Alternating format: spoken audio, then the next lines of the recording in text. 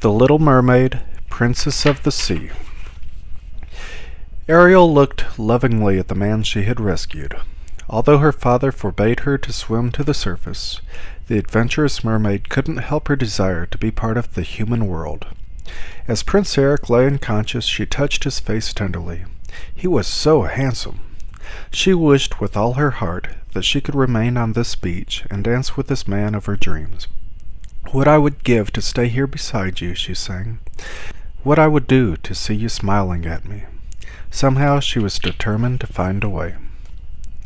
Sebastian, her father's trusted friend, anxiously tried to persuade Ariel that she would be happier under the sea. King Triton wanted him to keep an eye on his youngest daughter, and Sebastian did not want to disappoint the king. "Down here is your home," he told Ariel, but despite his efforts to make her understand the wonders of the ocean, nothing could change her wish to be with Prince Eric. She was in love. Only Flounder, her best friend, understood. Finding a statue of the prince that had gone down with the shipwreck, he surprised Ariel. "Flounder, you're the best!" she cried. "It looks just like him."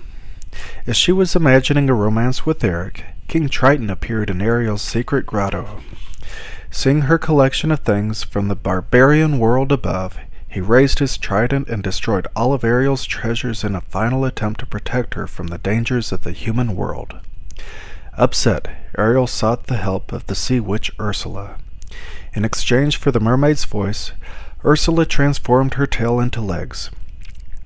She would remain human only if she received a kiss of true love before the sun set on the third day. Happy to be human at last, Ariel wiggled her toes excitedly while Sebastian watched in shock.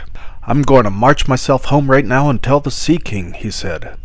But when he looked at the sadness in Ariel's eyes, he knew that she would never be happy as a mermaid.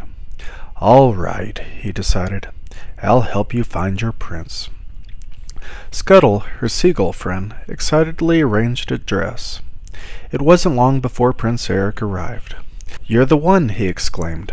"The one I have been looking for." Ariel nodded, but she couldn't talk. Eric remembered that the girl who had rescued him had the most beautiful voice. "Oh, you couldn't be who I thought," he sighed. Still, he helped her to the castle, and when they ate dinner together that night, Ariel made him laugh for the first time in weeks. The next day he took her out on a tour of his kingdom, enchanted by her enthusiasm for everything from horses to puppet shows. She pulled him eagerly into a dance, and she was thrilled when he let her take the reins on the ride back to the castle. Impressed and surprised by her fun-loving nature, Eric thoroughly enjoyed his new guest.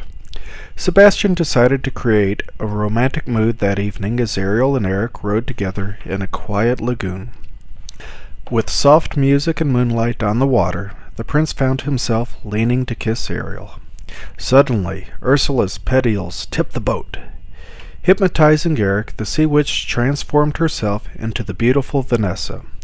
Pretending to be his mysterious dream girl, she arranged a wedding to make sure that Ariel's plans for love would fail. Scuttle gathered creatures of the ocean to help him stall the wedding, while Flounder pulled Ariel to the ship.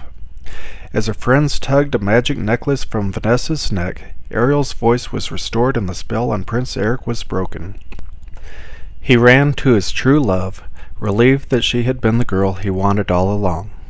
But their kiss was too late. Ariel had become a mermaid once again, and Ursula pulled her into the water. "I lost her once. I'm not going to lose her again," yelled the prince as he dove into the depths of the ocean. Using strength and the power of true love, Eric destroyed the powerful sea witch.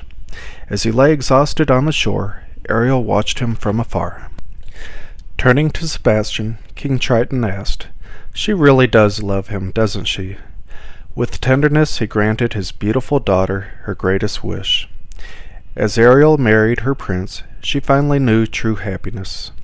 Sebastian, Flounder, and Scuttle applauded with all the creatures of the sea as Eric kissed his bride under a rainbow colored with joy. The end.